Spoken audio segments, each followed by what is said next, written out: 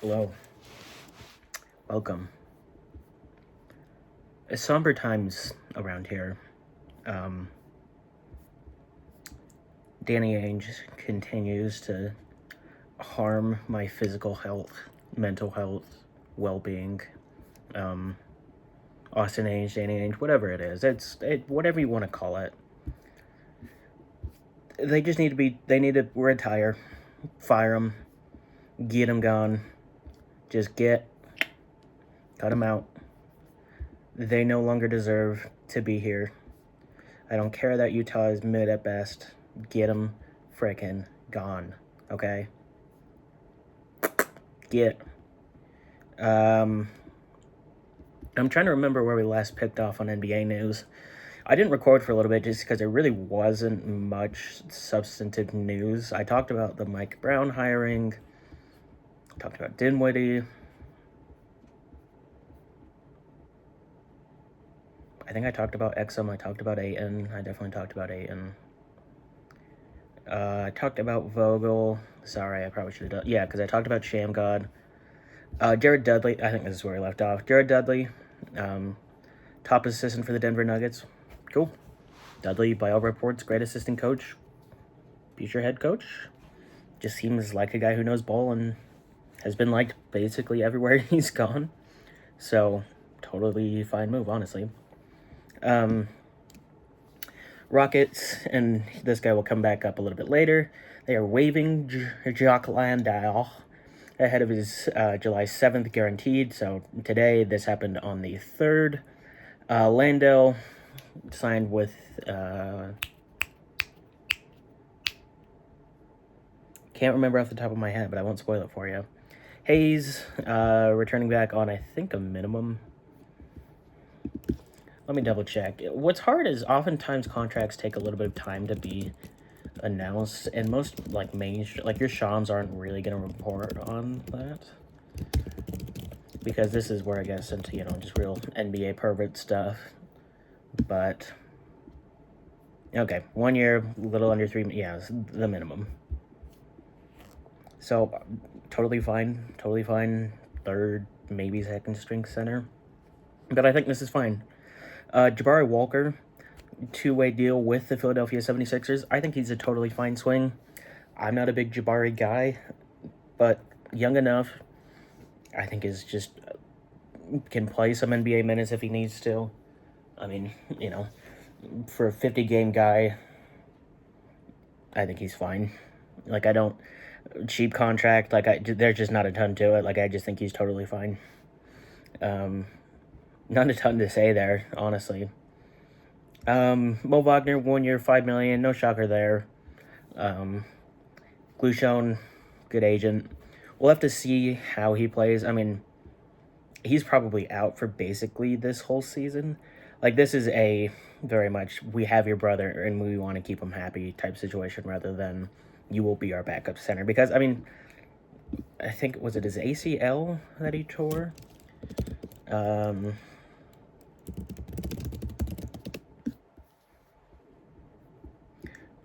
ACL, yeah.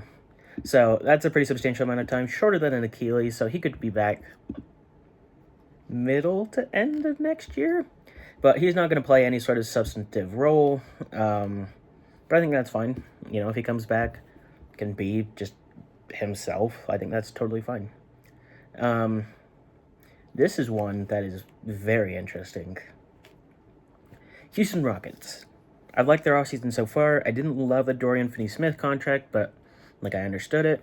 I think what they've done overall is pretty dang good. I thought they had, the assets to make another star swing, but apparently not. They are trading away one of their key assets that I would have liked to see in a trade in Cam Whitmore to the Wizards for 2 second-round picks. Now, Whitmore, reportedly unlikely, asked out, and sort of fairly so, right? Projected lottery pick, fell due to some character issues and some injury issues. Who knows, maybe both have come up again. Maybe that's why he got traded for so cheap. But when he's played, I thought it's been pretty good. Looked fine. Still pretty young. Pretty solid athlete. Has maybe not as high a ceiling as others want to think. But, like, I think he can be a totally fine starter-level player. He's a little bit weird because, again, we haven't seen much of him, but for the Wizards, this is a totally fine swing. Like, no issue there. Even if you didn't get these, which, I mean, they did, but you got multiple seconds from the Jazz. At the worst, you end up neutral. I think they got 3. Sorry, I was trying to remember the details, but at the worst, you end up neutral. And, you know, the best you end up with still positive picks. Seconds anyways, not like they really matter too much. Depends on the draft. You know, there's always going to be exceptions, but I love this for Washington. Just give them another guy, like, why not? He's expiring this year. The Wizards, if he balls out as well, like if he just goes insane, have $100 million in cap to extend him. Like, they wouldn't give him, you know, $100 million, but they have $100 million in cap room, so they can extend him, get some better guys around him. Like, you know, I think he's theoretically not a bad fit next to Sarr. Ideally, you want him to be able to pass a little bit. But, like, we can go into some of the issues with him, but I think this is just totally fine, honestly. Like, hard to complain too much about this. For the Rockets, I get it. Could you not have gotten more? 2 seconds feels like it's not a lot. I know rookie contract, but I mean, you have questions about Fred VanVleet, and I think we'll probably talk about him a little bit later. I don't want to say anything because I could be wrong, but I think he did extend. I was listening to something today that said he did, but you have some questions around Fred VanVleet. You're not sure about some of your, you know, backup wing positions. There's always room for another star on a team like that, right? Like, there's moves. There's potential moves that the Rockets could make.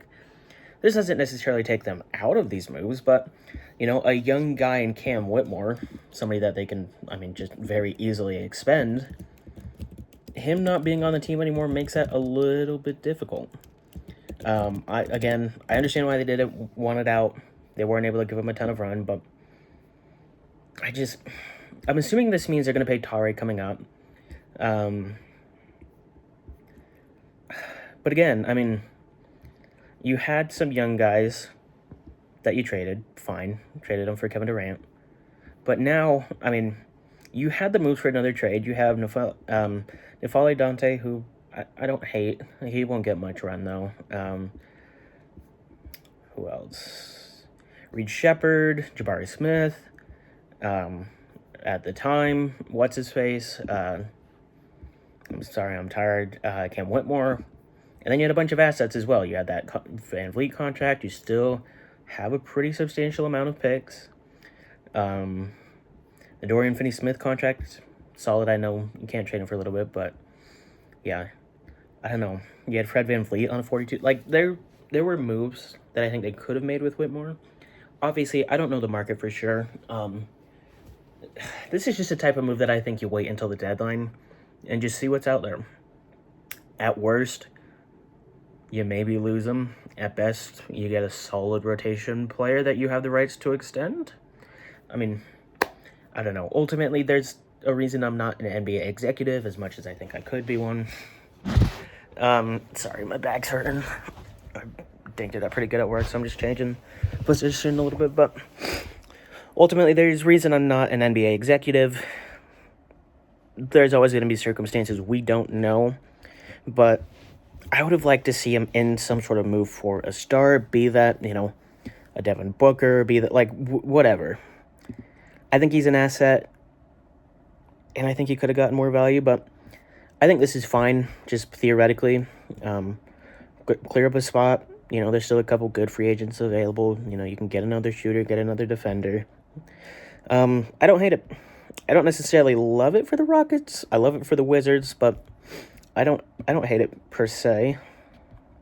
Jake Fisher, I love you, but let me move you over.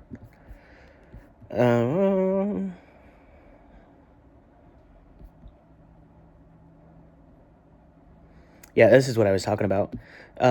Grizzlies trading Jay Huff to the Pacers for 1 second-round pick, 1 second-round swap. Totally fine. I like Jay Huff. There's all these consent, non-consent memes of Jay Huff versus Miles Turner. Obviously, I mean, Jay Huff's beating up on backup third-string centers while Miles Turner's playing against starters. I like Jay Huff. I think he can be a just totally fine NBA player.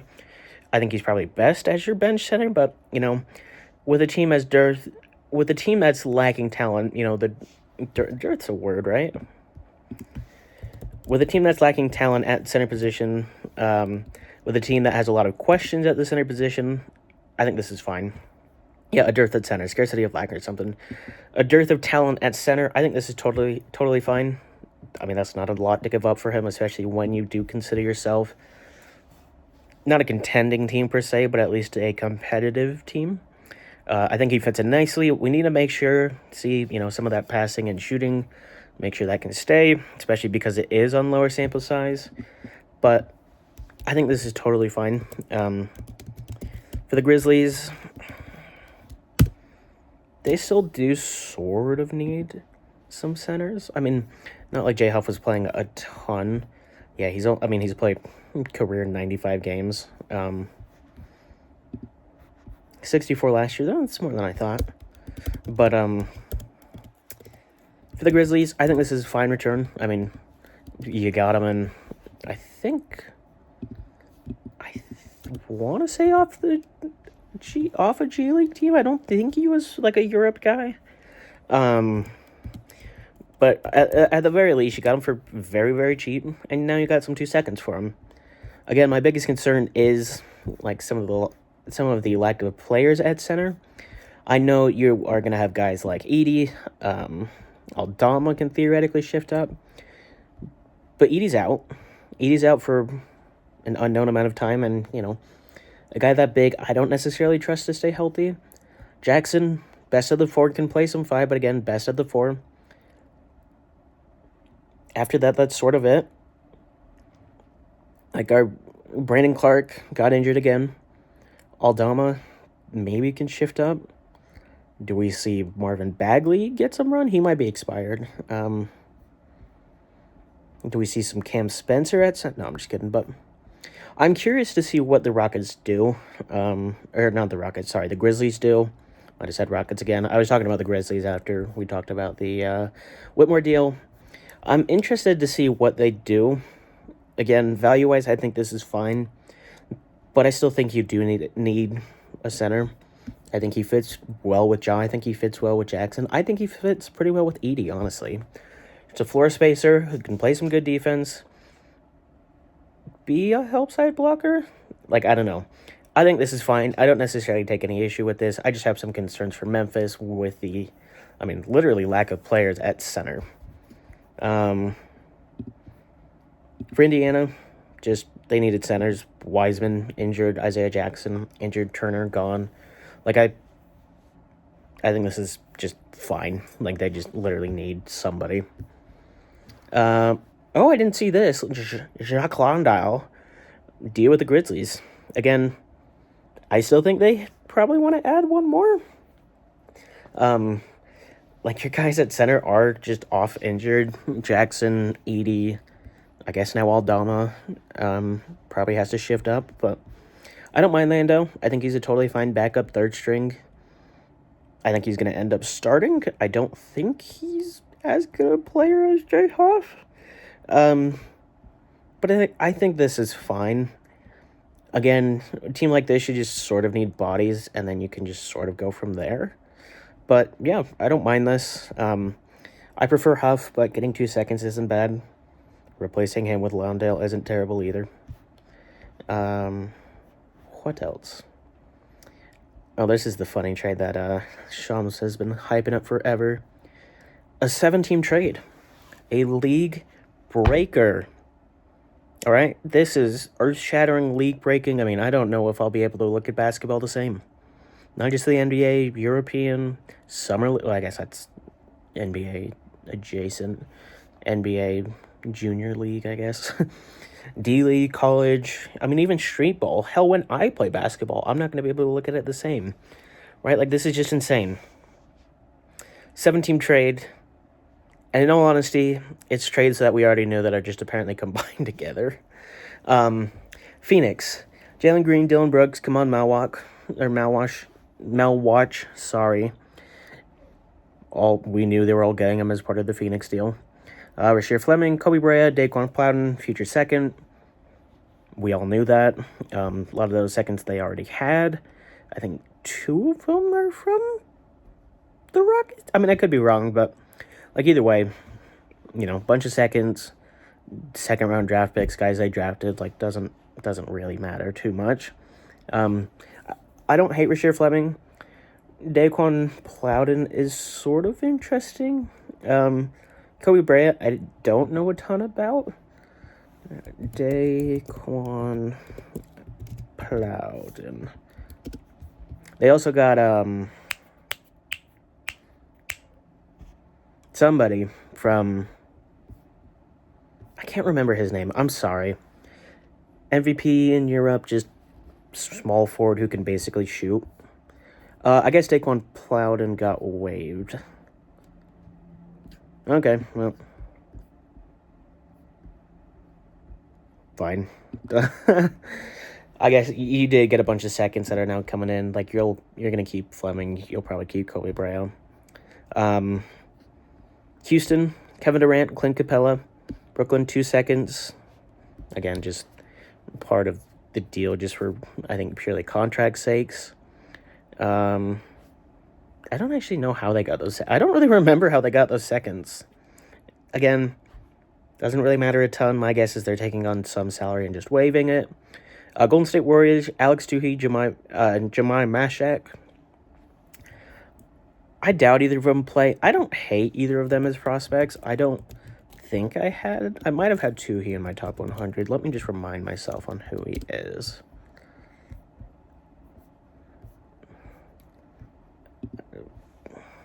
Sorry, Alex Tuhey. Yeah, he's just power forward. Meh. He's not terrible. Didn't play super well in Australia. I think he's fine. I don't think he plays, but I mean, I think he can be an interesting enough swing, theoretically. Good defender, good rebounder, high steal rate. Substanceless move. And then, what's his face? Sorry, my computer's being dumb. Stop blank screening me. Please. Please. Please. There we go. Jemai Mashak. I don't mind. I think he's fine. Another guy that is just sort of meh. Probably doesn't get a ton of run. I don't hate as a player. I don't think he's going to be anything insane, but bigger guy, bigger center. Or excuse me, I'm confusing him with, sorry. I was looking at Adu Thoreau and talking about Jemai Mashak. Jemai Mashak, theoretically, 3-and-D player, played at Tennessee. Nothing crazy. I mean, won't play. Just sort of as simple as that. Won't play. If he does, he'll probably just be a good defender. Sort of about it. Decent measurables. Can maybe be like a Royce O'Neal type as his ceiling. Very athletic, very strong, but meh, honestly. Then we go back to Shams. Atlanta gets David Roddy back. Yay. I don't even know where David Roddy was. I thought he was on Atlanta. I mean, it's David Roddy, worst player in the NBA by far. Cody Williams. Yeah. Those two can duel it out in just a steel cage, and somehow they both win and all of the fans lose. Second for Atlanta, David Roddy Cash. Lakers get Adu Thoreau. I actually do like Adu Thoreau. Interesting piece, younger center. Lakers need centers, honestly. Big man depth is never a bad idea, especially on a team that's, so cap-strung. But, yeah, I don't mind it. Let's see. Apparently, Adu Thoreau is signing a 3-year, $6 million contract.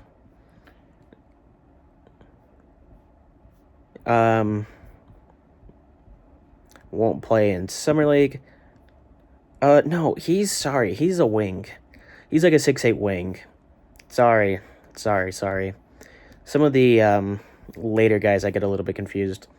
3 years, $6 million. Was like 5'8" and then grew to be like 6'8". Said he shot terribly because he was still getting used to being massive. I like him as a swing. I think this is fine. Like, just simple as that. I think this is totally fine. Good ad for the Lakers. Could be a good future piece if he, turns out. But, yeah, sorry. I was confusing him and Rocco Zikarsky. My eyes are just shit. Rocco Zikarsky, he's a big center who's sort of interesting. Like, another guy I didn't mind. I didn't love him as much as a Du Thoreau. Rocco Zikarsky. Bigger center. Played overseas for a little while. Drafted by the Wolves, just as one of the picks they got in this trade, I guess. Played in Australia. Not a terrible player in Australia. Definitely underwhelmed a bit. But, I think this is fine. 19, one of the younger players in the draft.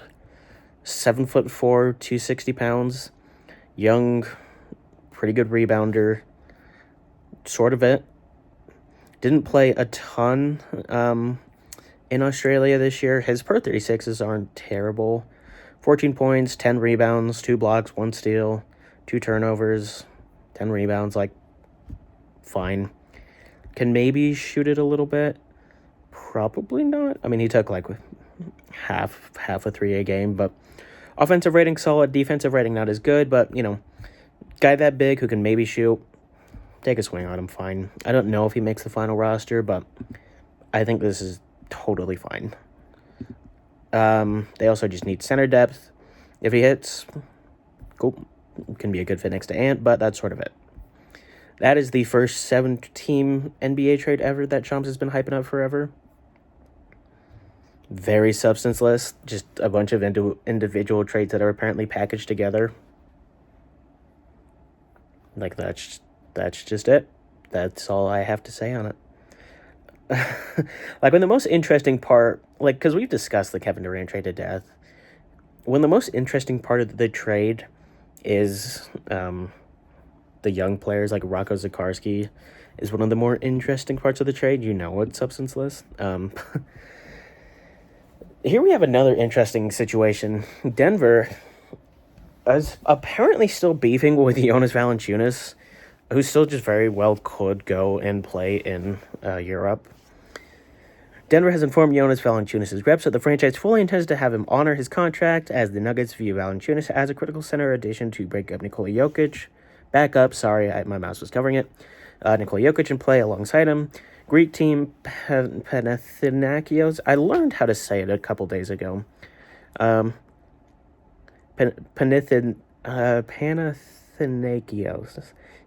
Panathinaikos. I think that's it.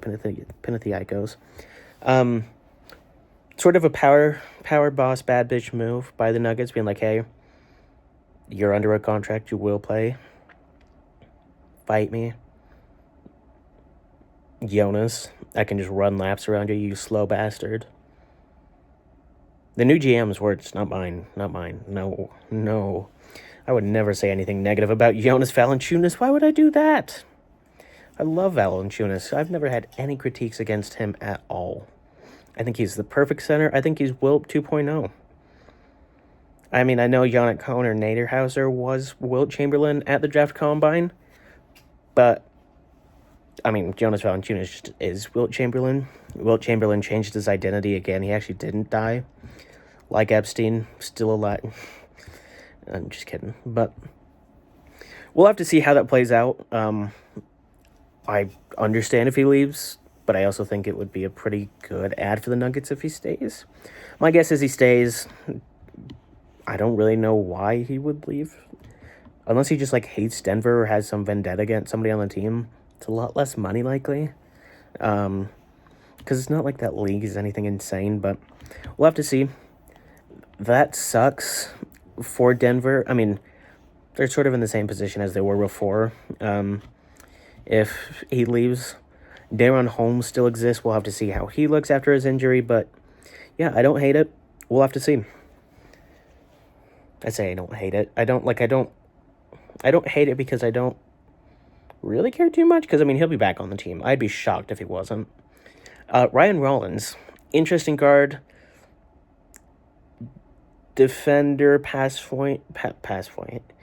first point, young, 3-year, $12 million deal, player option in the third. I think this is fine.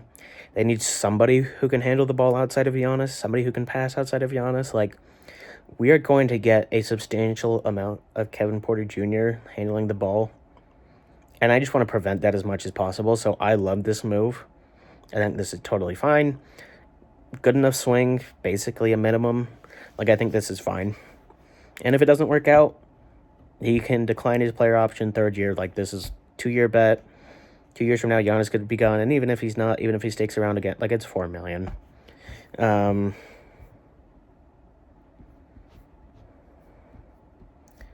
Oh boy, this is...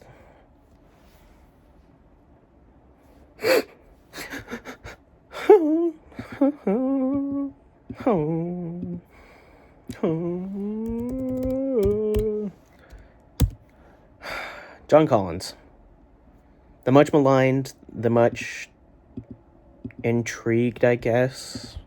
John Collins, the much intrigued. What the fuck am I saying? Much maligned, much discussed trade target, John Collins. I like John. I think he's a totally fine NBA player. I think he can be a totally solid starting 4, backup 5. That's not my Reddit account. Posted some information on there. Whatever. I'll just read you the trade details first. Sorry. Clippers, Jazz, and Heat, 3-team trade. Sends Norman Powell to Miami. Collins to the Clippers. K. Love, Anderson, 2027 Clippers second-round pick to the Jazz. Why? I don't know. I think Norman Powell is a much, much better player than John Collins. He may not be a better fit on that team, but he's a good fit at least. I don't know if Norman Powell for John Collins is a great switch, especially because now you have Brook Lopez, you have your backup center, you have the spacing 5 that you had sort of hoped for. I get having a lob threat next to James Harden. We saw, Zoo, Eubanks all be pretty good next to him. I feel like this is sort of a loss for the Clippers. I guess we'll have to see what else they do. This opens up a little bit of cap room for them, and they did have the MLE. So we'll have to see what they do. There's not a ton of great free agents available, but if they can add just some talent, some extra depth with that contract room, I'll change my opinion on this deal, but it's sort of a meh. Like, I give it like a C. Like, purely value-wise, I don't get it. Fit-wise, I don't love it either. I mean, you need creation next to Harden because Kawhi's going to be injured, right? Like, that's just going to happen. You need creation. You need somebody who can hit threes, moving threes, pass, dribble. Like, I love John. He just can't do that. But, John, like, I like John as a fit. I just think you still need somebody to create. That's a lot of responsibility to put on, like, 36-year-old James Harden. Maybe we get a career year from Amir Coffey, who I also think might be a free agent. Yeah, he definitely is a free agent now that I think. Maybe we get Ivica Zubac turning into Jokic, Domantas Sabonis light. Who knows? But we'll have to see what else they do. If they can go out, add a creator, add, another shooter, fine. I don't love this at the immediate, though. Norman Powell to Miami. Okay. I guess I just think they don't want any traditional point guards. Like, their point guard rotation is Terry Rozier, Davion Mitchell, Tyler Hero. I just think that they only want Bam passing the ball. and Bam is very overrated as a passer. They just want shot, Shuckers, and Bam. I mean, value-wise, this is totally fine. Like, Miami gave up next to nothing. Like, that second-round pick could be good, but again, second-round pick, like, at best the 31st pick. Like, okay. I mean, Miami, of course, they're going to come away like bandits in this deal. Miami Heat culture prevails again. God damn it. But I think this is totally fine for Miami. Love, Anderson just didn't really play. Anderson came over in the Jimmy deal. Had another year left on his deal after... no, because he's... yeah, 2 years left on his deal, if I recall. I mean, either way, it's a small contract. Like, he's making, I think, $8 million. So, like, you get off of Anderson, 2 guys who didn't really play for another guard, fill in need of some handling, like, totally fine. Gave up next to nothing to do so. But for the Jazz, what are we doing? What are we doing? I've seen Jazz fans, and I've been in arguments on the Jazz subreddit all day, just saying, oh, we're doing this to clear up space. You know, Ace Bailey, Taylor Hendricks, Walker Kessler, Kyle Filipowski. I had one person say Oscar Tshiebwe, which I'm like, you know what, you and I should be friends. But I just don't get it. John Collins, younger player, expiring deal, $26 million. Next year's free agency, gonna have some good players and gonna have guys with a lot of cap. This doesn't necessarily hamstring you, but it does limit sort of some of the flexibility that you will have next year. Kevin Love expiring, non-guaranteed. My guess is they just probably waive him. Wouldn't be a bad fit, just as like a vet. You need someone on the team outside of like Lauri Markkanen who can be a vet. Anderson, I wouldn't be surprised if they just buy him out, waive him. He's on a small enough deal that I don't think it matters, but again, I've been in all these arguments of, oh yeah, you know, John was taking time away from Filipowski. No, Drew Eubanks was. John was taking time away from Taylor Hendricks. No, Taylor Hendricks had a horrible injury. John was taking time away from Cody Williams. Cody Williams is a 3, and he's just totally shithouse. He was going to block Ace Bailey. John didn't start to begin the year. Ace Bailey is a much better prospect than Taylor Hendricks. Probably comes in as maybe a better player than Taylor Hendricks. People forget Taylor Hendricks played in the G League for a while, and even in his second year wasn't very good to start. I don't think he's blocking anybody. If anything, I think he makes some sense next to those guys, just a spacer, somebody who can, you know, be a really good play finisher, hit some threes, finish some dunks, be a good rebounder. I think he fits next to some of those guys. I get it. Defensively, the fit with Flip isn't great. But for a team that's supposedly not going to tank, feels like you're tanking. I also got in arguments of ethical tanking, which is so stupid. So stupid. Keep the asset. Keep the asset if you want to ethically tank. Keep the asset, play them. And shove this ethical tanking idea so far up your ass, you will never see it again. It just goes straight into your stomach and dissolves in your stomach acid. There's no such thing as ethical tanking. I could build a mediocre, you know, play-in team from this team, right? Any GM, not even worth their salt, just any GM can build a 35-win team. If you're tanking, it is intentional. And to some, intentionally losing is not ethical. I don't care if you're sitting out John Collins. I don't care if you're sitting out Colin Sexton. I don't care if you're sitting out Lauri Markkanen. I care if you trade them for no value. I care if you wait too long to trade them. But I don't care, and the rest of the league doesn't care, if you sit John Collins and March. Ethically tanking is a stupid concept. Do you want to know teams that have benefited from ethically tanking? No one. I'm sure there's some. But you know who benefited this year from ethically tanking? Maybe the Hornets, but even they kept LaMelo out too a little longer than necessary. You want to know who benefited from not ethically tanking? The Mavericks, the Sixers, whom else? Who was the third pick this year? Oh, the Hornets, Wizards sat guy. Like, there's no such thing as ethical tanking. Everybody sits guys towards the end of the year. Everybody fakes injuries. Like, that's just how it goes. That's just how it goes. Ethically tanking is not a thing. John Collins was not blocking anybody. John Collins is likely a pretty good fit next to those guys. John Collins, at the very least, is a big expiring contract. And when this is supposedly one of the last years you're not tanking, if you're tanking at all, why would you trade him away? Next year's free agency class is really good. Teams are going to have cap space next year. Why trade him away for just two smaller contracts that are longer term? Like, Allen, 2 years. K-Love, probably waived, but, like, whatever. Again, just, I don't get it. We've seen guys worse than John Collins get more value. That's what I was trying to pull up my Reddit, but Dylan Jones, for God's sakes, got 5 second round, like 2 unprotected second round picks and 3 swaps. Tim Hardaway, in 2 seconds, got you Quentin Grimes.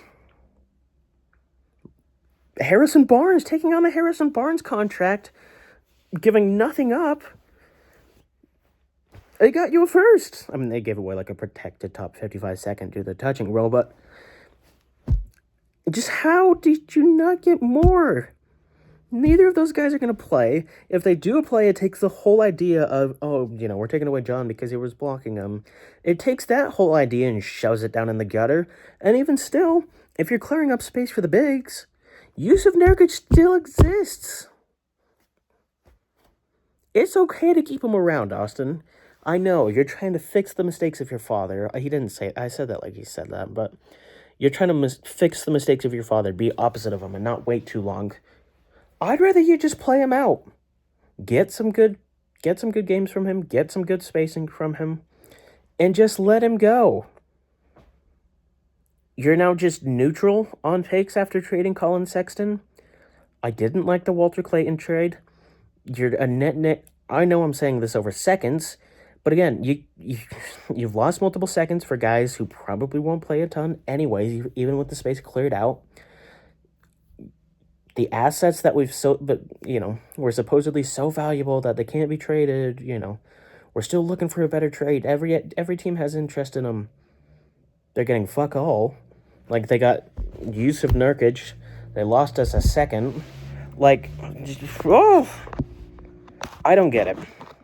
There are reports that teams like the Kings, teams like the Lakers, teams like the Warriors, teams like the Mavericks all had interest in John Collins. You're telling me none of them? Fuck off. You're telling me none of them was willing to give us more than a bad second in 2 contracts? Kevin Love's going to retire after this year. I'm very confident. I'm surprised he didn't retire this year. Kyle Anderson is probably not an NBA player anymore, and if he is, he doesn't fit on your team. What are we doing? Why? Utah has turned Collins' expiring deal into an asset in the form of a second rounder. That's not an asset. That's not an asset. I'd rather take the $26 million in cap space. You have guys that are extension eligible coming up. You have guys who you could theoretically sign that would be good fits on the team. You have guys who you could pay, and you have the money to take on bad contracts if you let Collins expire, which when you're a tanking team, you should do. Shout out to Brooklyn. This is a dumb move. I'm sorry. This is a stupid move. This is an unjustifiable move, borderline. If it comes out that we're using that, what is it, $10 million in salary, because both are making $14 million, because $4 million for Love, $8 million for Anderson. That $14 million in salary, we're signing an actual free agent, fine. Maybe it changes my view a little bit. But you're telling me nobody was offering more than 1 second-round pick? 1 second-round pick? And 2 contracts for 2 non-NBA players? I call bullshit. This wasn't a move to clear up space. This is a move to either A, make up for the mistakes of Danny, or B, clear up cap space, which I think is just what they're doing. So there's plenty of indicators to show ticket prices will be rising. They've spent next to nothing on these teams, but then they, got Lowry, and all of a sudden now they're actually having to pay for a basketball team. This team is going to be bad. They haven't made money off the team the past couple years because Danny hasn't actually tanked, and nobody wants to see the Jazz if they're not winning. True for basically every sports team. So you needed to make tickets cheaper. I'm sure Ryan Smith is losing money on this. Like, I get it, I guess, but it's just a clear cap for no reason. Or maybe he had, like, I don't get it. Wait. I can't believe I'm saying this. Wait and get better return. And if not, play him out. Expiring assets, I don't care what people say. They're going to have some value. Are they as valuable as they were before? Probably not.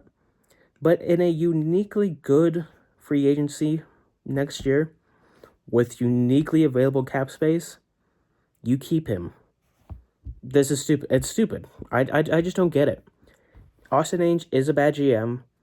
Danny Ainge is a bad GM. Whoever is still in charge, whoever's making these decisions, is bad. I think this is just another example of Danny waiting too long or Austin waiting too long and just reaping the punishments from it. I don't get it. We sort of knew this was going to happen. Kyle Lowry, back for another year with the Sixers. Third string point guard, that's basically it. Not a ton to say there. Might be able to mentor up VJ a little bit, but if he plays, things have gone wrong. Also, not a surprise here, Paolo Banchero, 5-year max rookie extension, $287 million. Mike Miller of Lift Sports tells ESPN, deal includes a player option on the last year, right? Just normal stuff. I still have some questions about Paolo. I still have some questions about his health, about his consistency, about his efficiency. But if he can play like he played in some of those, really good flashes and streaks last year, okay, he'll prove me wrong. I still doubt the ceiling of Paolo compared to some of the other people I talked to. I think Paolo can be a great player. I don't know if he's worth I guess it's a rookie extension, but I don't know. I still have some questions around Paolo that I don't know if they've been answered. We'll have to see. Value-wise, fine. Like, you're going to give him a max, of course. But I still have some questions around Paolo. We'll have to see how this plays out. But value-wise, fine. Like, this is always what he was going to get, barring, he played terribly. And that's it on our NBA news. I'll check a couple other sources. We'll go back to Jake Fisher, quickly scroll through.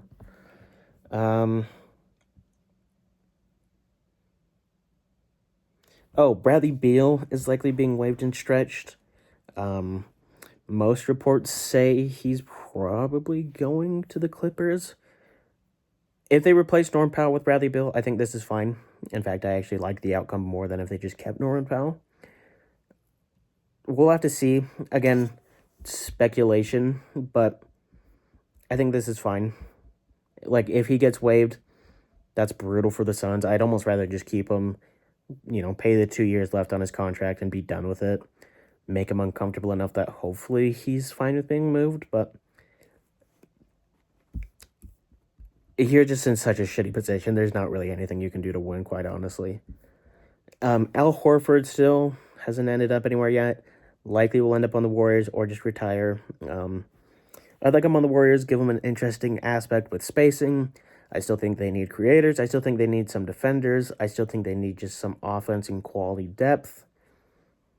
I know they ran a 12-man rotation last year, but we'll have to see. Kuminga, we'll see what happens there. Even if Al Horford signs, they do have a pretty big hole at power forward, so We'll see. Nothing on Grimes, nothing on Giddey, my guess. Nothing on Kessler either. My guess is that goes out into the offseason a little bit more.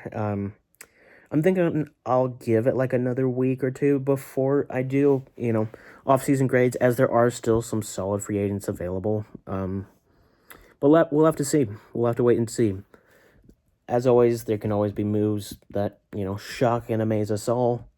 As always, nothing will probably happen. So yeah, that's sort of it. Let me know if you have anything you'd like me to talk about. Like I said, NFL. Well, probably NFL video coming out soon discussing the Steelers and Dolphins trades. Yes, plural. It's probably about it, though. I mean, this is sort of the slow time for sports. Once we get back in the swing of things, once I get in the swing of college, you'll definitely see a lot more of me. Once the NFL season officially starts, you'll see more of me, a lot more Colts content coming out around then. Once training camp starts for the Colts and we actually hear some news, you'll probably hear me talk about it. But yeah, let me know if there's anything you'd like me to talk about just in general. Politics, the NBA. No, I didn't vote for him. Poli-sci major, one of the, just separate thing. But yeah, that'll do it. It feels weird adding a video this short. Usually my videos are longer than this, but yeah. Peace.